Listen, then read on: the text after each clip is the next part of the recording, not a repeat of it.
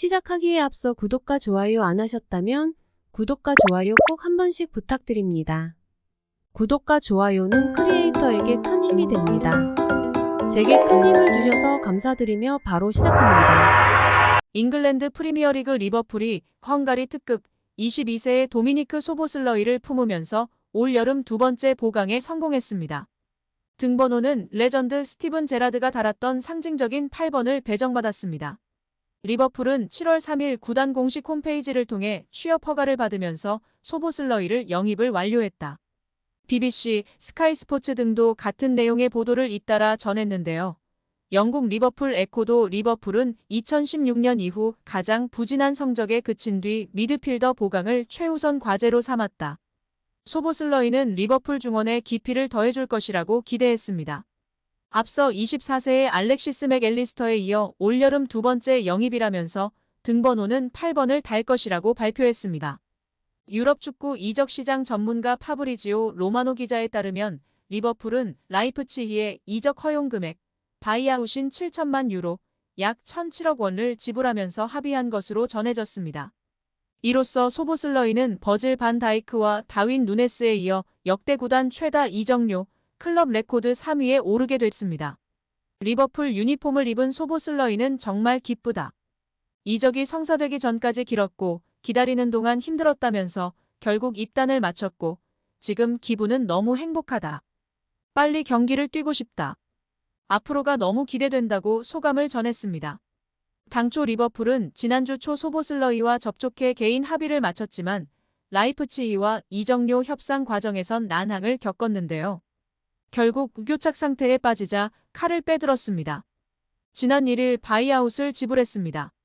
이후 최종 서명까지 일사천리로 진행하면서 영입을 마무리했습니다.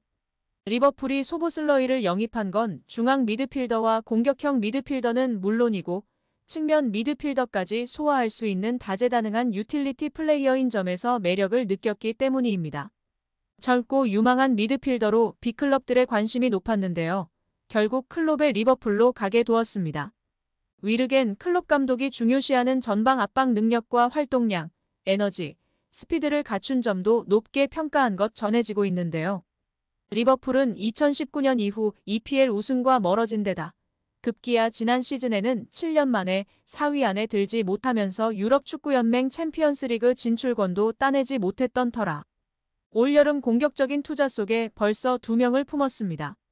맥앨리스터와 소보슬러이를 영입하여 노화된 중원을 새롭게 탈바꿈했습니다.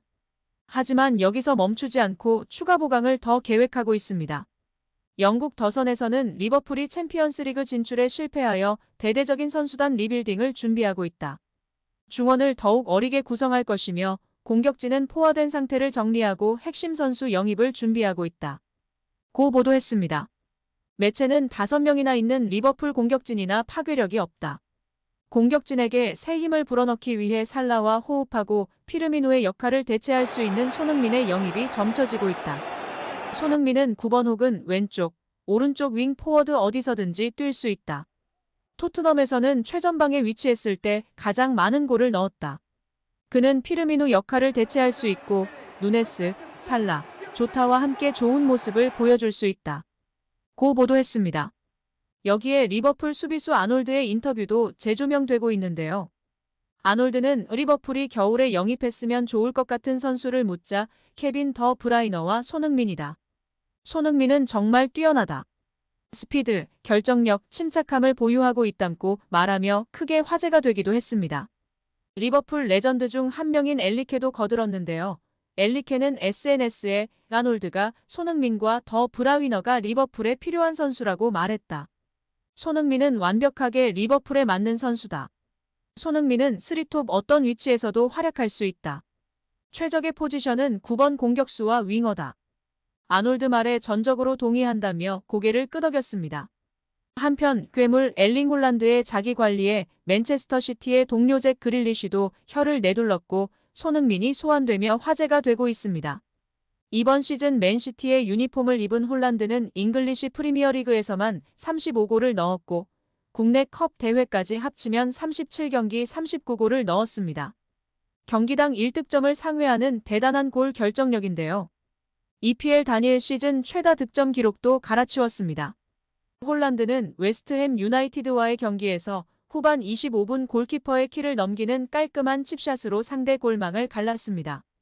EPL 레전드 앤디 콜과 앨런 시어러의 34골을 뛰어넘는 순간이었습니다. 게다가 홀란드는 두 선수와 달리 38경기 체제에서 해당 기록을 세웠습니다.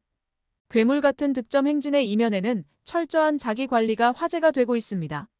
홀란드는 체력 관리를 위해 신선한 간과 염통을 먹는 괴식에 가까운 식단으로 세간을 놀라게 한 적이 있습니다.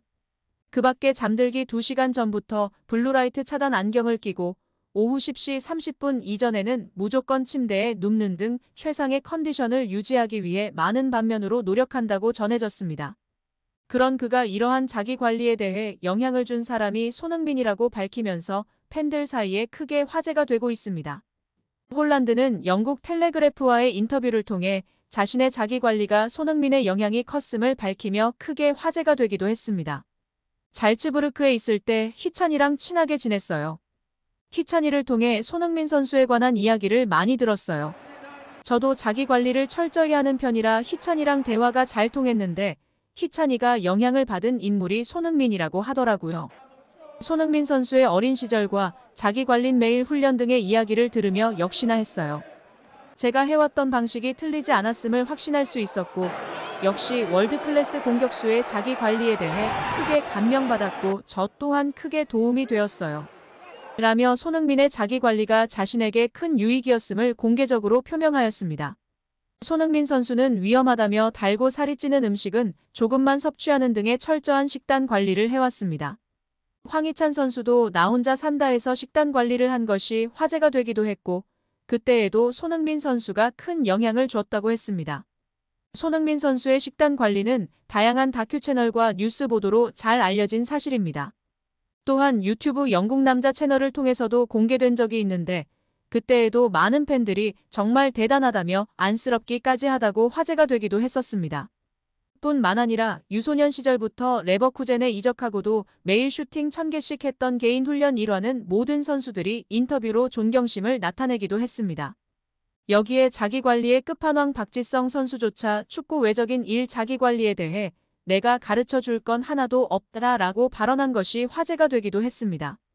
또한 지난 코로나 대유행 시 영국 매체 풋볼 365에서는 코로나 상황에서 방역 수칙을 어기고 파티 등에 참석할 것 같지 않은 선수 1위로 손흥민을 뽑기도 하는 등 영국에서도 이미 유명한 상황입니다. 철저한 자기 관리를 통해 월드클래스 반열에 오른 손흥민 선수가 정말 자랑스럽습니다. 이번 여름 리버풀로의 이적 소식을 기다리는 팬들이 많이 있는데요. 꼭 닥트넘 무사 탈출하시고 리버풀로 입성하기를 기대하고 응원하겠습니다.